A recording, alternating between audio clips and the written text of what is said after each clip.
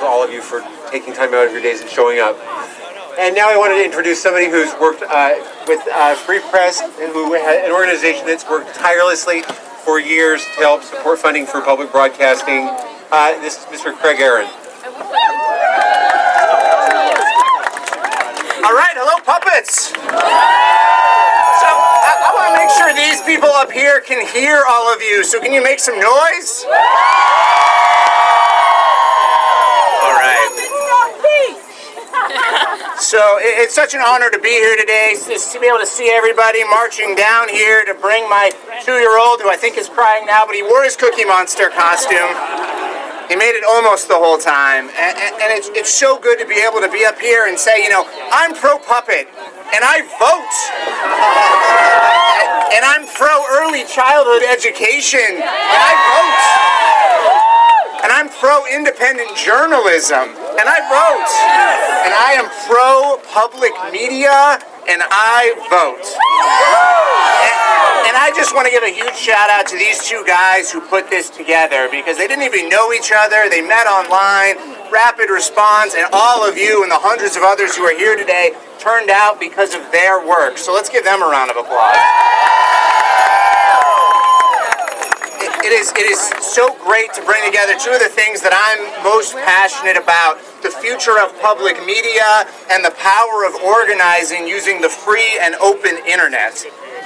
My name is Craig Aaron. I'm the president of Free Press. We're national, nonpartisan, nonprofit advocates for better media, and I'm thrilled to be here on behalf of our 500,000 members all across the country. At Free Press, we believe that investing in public media is essential not just to a healthier media system, but to a stronger democracy. And this fight isn't just about Big Bird, it isn't just about Morning Edition or the networks, it's about thousands and thousands of local community stations that would simply not be on the air without this funding. And this is about the tens of thousands of jobs that this funding helps support. So this is not the time to be talking about defunding public media. We got to talk about defending public media. And I think a lot of you probably wouldn't be here if Mitt Romney hadn't picked a fight with Big Bird during the debate.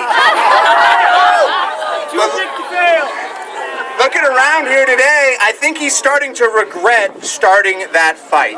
Because the people here and millions of people across the country are fed up with those guys up there and these presidential candidates playing politics with public broadcasting. An overwhelming majority of Americans, Republicans and Democrats, support public funding for public broadcasting. The surveys show they think it's the best use of their tax dollars than anything except for the national defense. You know, just the other day, there was this survey, public media has been in the news. They said to people, how much money do you think we spend? How much of the federal budget do you think we spend on public media? And then people said, I don't know, it's been in the news a lot, 5%. Now, we're here in Washington, so a lot of you probably know that 5% of the federal budget is about $190 billion. With a B. It's a lot of money. But here's the thing, even at those levels, the people in this survey, they said they supported funding for public media because it was that crucial to their lives. Now look, we spend a lot less money on public media. We spend about $440 million a year on public media. It works out to about $1.50 per person per year. You can't even get a cup of coffee for $1.50 anymore. But look, in Canada, they're spending $27 per person. In England, they're spending $87 per person. In the Scandinavian countries, it's something like $100 per person per year. So I just for a second want us to imagine what the American public media system could look like, how it could dramatically increase its reach and its relevance if we were spending as little as $5 per person per year. I mean, wouldn't you spend $5 a year if it meant that Big Bird didn't have to wear ads like some kind of NASCAR driver?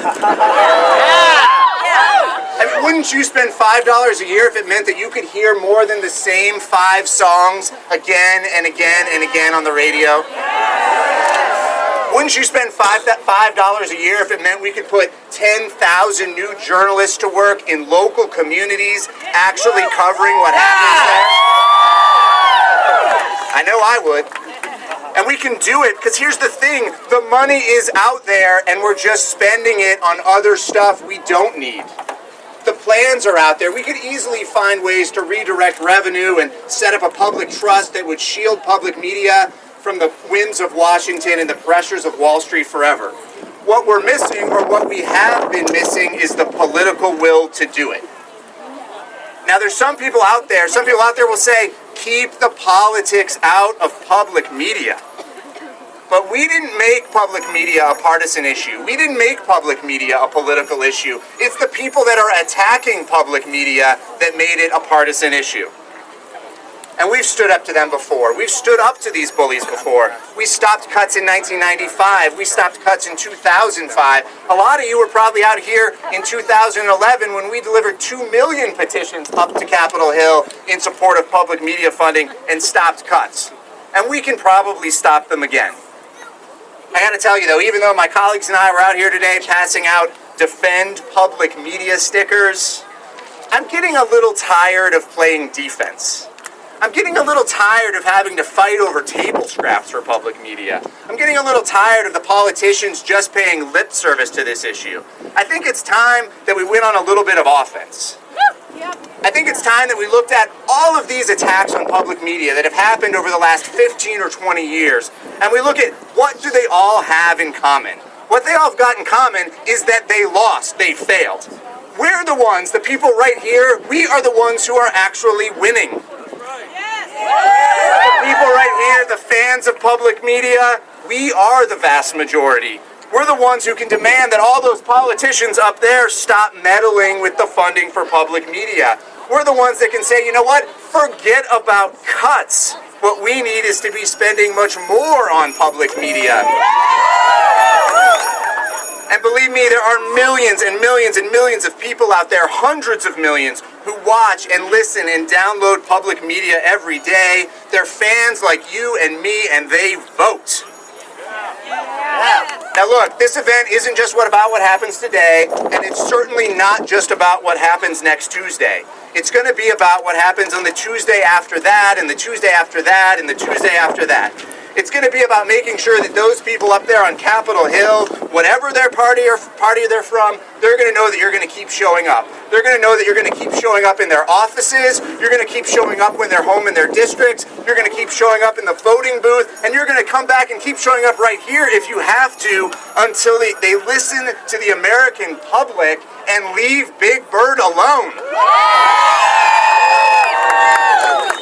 Because, look, when it comes to public media, we need real change, and we don't need more spare change. If you want real change, not spare change, you can't beg for it.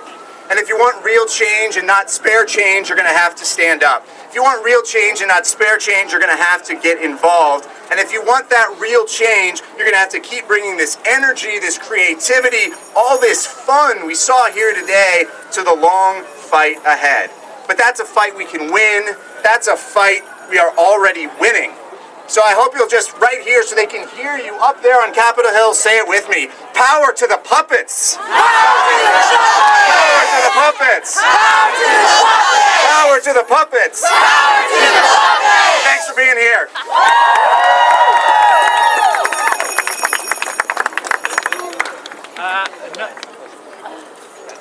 Just another little song. This is the one that's about Terry Gross. It's an electronic rock love song to Terry Gross of Fresh Air. So it's supposed to get you dancing and moving a little bit too, okay?